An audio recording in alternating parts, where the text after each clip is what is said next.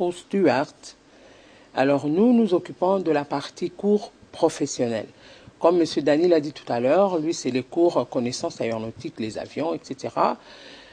Mais nous c'est purement les cours, la formation qui concerne par exemple le service à bord, parce que le personnel navigant de cabine, les hôtesses de l'air, les commis de bord ont une fonction double.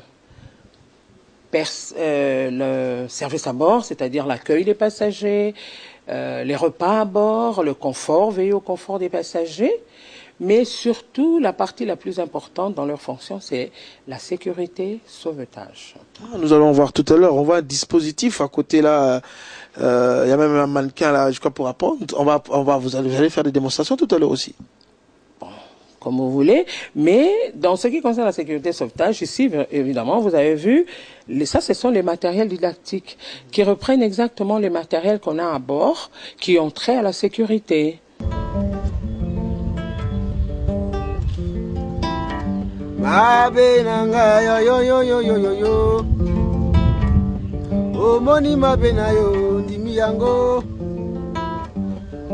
Alobi salama kambo sepelisaka motema ne yambato ya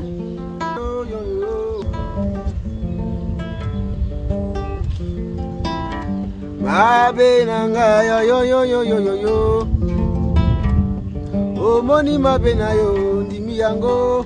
Parlions de matériel didactique qui servent à la formation et qui reprennent exactement des matériels, les matériels qui sont à bord. Je vais vous montrer par exemple ceci. Ça, c'est un matériel de sécurité, parce que nous parlions de sécurité. C'est un extincteur qui sert évidemment à éteindre un feu à bord. Lorsqu'il y a un crash. Lorsqu'il y a un feu à bord, pas encore le crash. Parce que le PNC doit être apte à toute situation d'intervenir dans toute situation d'urgence, par exemple un feu à bord.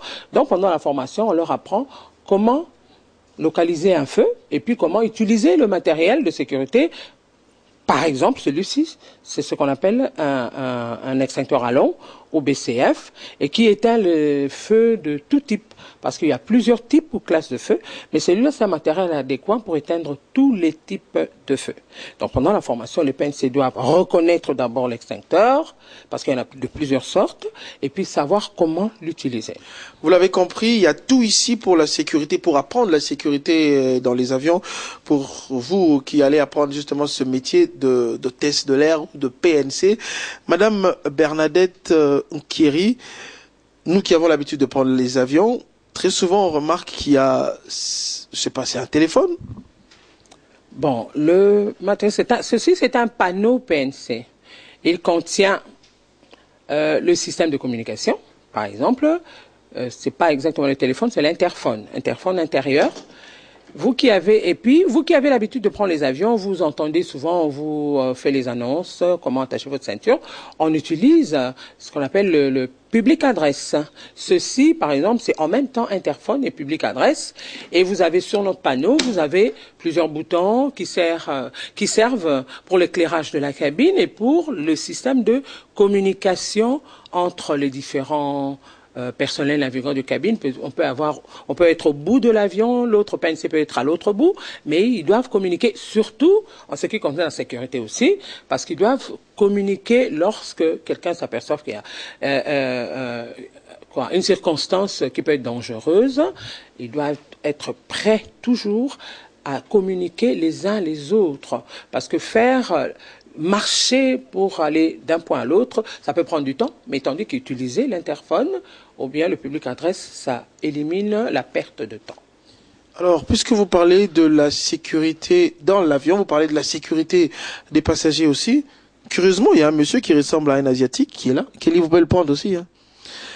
À quoi il sert ce mannequin finalement? Alors, je voudrais un peu reprendre la sécurité, ça concerne le personnel navigant lui-même, les passagers et les autres membres de l'équipage. Alors, pour la sécurité, soit des passagers, c'est pour ça que nous parlons des occupants de l'avion. On ne dit pas seulement les passagers, on dit occupants. Nous avons par exemple une formation sur le secourisme aéromédical. On a l'habitude de dire ça en anglais, le first aid. Alors là, il y a une formation qui rend les candidats personnels navigants capables de secourir un passager qui a un problème, soit de respiration, et tout ça. C'est pour ça que pendant la formation, on utilise des mannequins comme celui qui est là, pour apprendre comment réanimer quelqu'un, faire le bouche à bouche, ou bien la respiration artificielle. Vous allez nous faire une démonstration? Si vous voulez. Oui, lorsqu'un passager a un problème, un cas de maladie, et que c'est clair on doit lui faire une respiration artificielle, par exemple. Pendant la formation, les PNC sont instruits sur les interventions sur le passager, par exemple la respiration artificielle.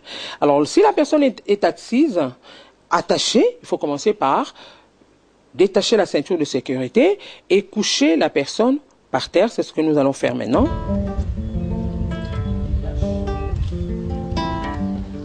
Je précise bien que ceci est un mannequin qui nous servira de matériel didactique. Alors, coucher la personne par terre et ensuite faire les mouvements qu'il faut pour qu'il reprenne sa respiration, par exemple. Alors, il y a la respiration artificielle et il y a aussi le massage cardiaque. Je vais essayer de faire des petits mouvements de massage cardiaque. Je crois que parfois à la télévision, vous voyez, 1, 2, 3, 4, 5. Ça, c'était une manipulation que le PNC doit savoir faire et aussi faire la respiration artificielle, c'est-à-dire ce qu'on appelle le bouche à bouche, boucher le nez et puis insuffler sur le passager. Ça, c'est le cours qu'un médecin doit donner. Un médecin aéronautique dans ce centre animera le cours de secourisme aéromédical pour permettre aux PNC, lorsqu'ils seront déjà formés et qu'ils seront engagés dans les compagnies, de pouvoir pratiquer ce genre de manipulation sur les passagers.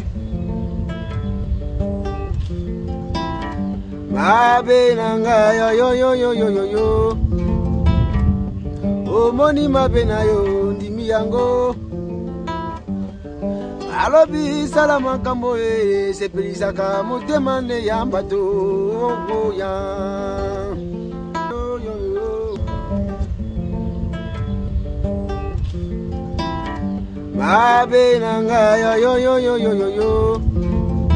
Voilà, vous l'avez compris, vous qui voulez apprendre différents métiers en rapport avec l'aéronautique, le centre Garcero est ouvert, n'est-ce pas, à Madame Hortense?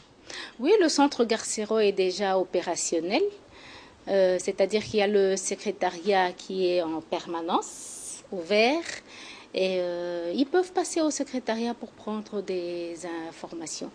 Et Patty, tu sais que c'est le mois de la femme, donc c'est une œuvre féminine qui cadre avec le thème du mois de la femme. Et je tiens à vous informer aussi que notre centre est agréé. Et le centre n'est pas seulement ouvert pour la RDC, la République démocratique du Congo, mais aussi pour l'extérieur. Donc Brazzaville, par exemple. Tous les pays voisins. Et tous les pays voisins, voilà, tous les pays voisins, justement.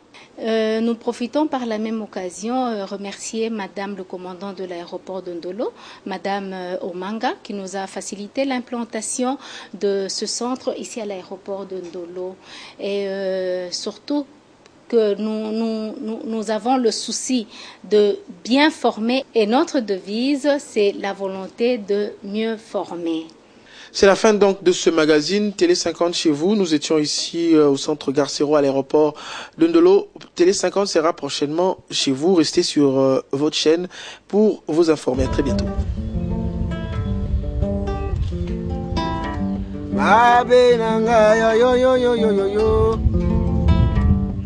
Omoni mabena yo ndimi yango alobi salama kambo sepelisaka motema ne yamba to ya. Mabena nga yo omoni mabena yo ndimi yango